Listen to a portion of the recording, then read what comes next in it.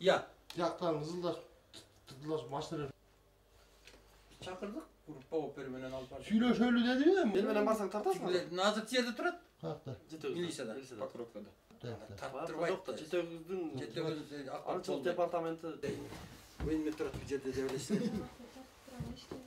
эмес аңчылык угожасы жок да. Tokitte. Кагаздар даярлайт. Райсын. O mutlulardan mı?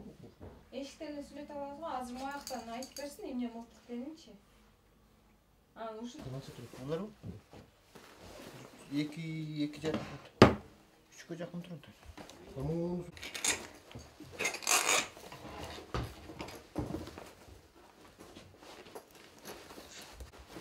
4-15 yıl.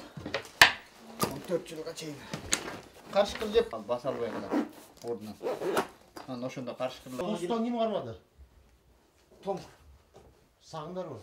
Yok bir.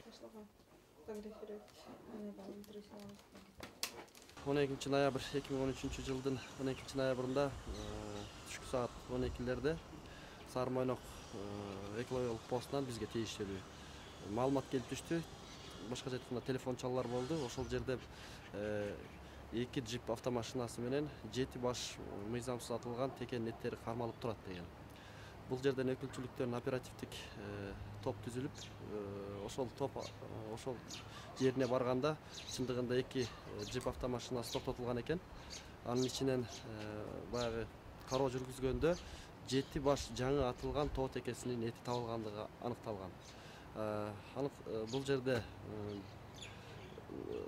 чындыгында бул жерде Нарын аңчылык департаментинен алынган уруксат кагаздары менен келишип аңчылар Жетөгүз районунун Үзөңгү куш коктусунан аңчылык кылып келатып кармалышкан.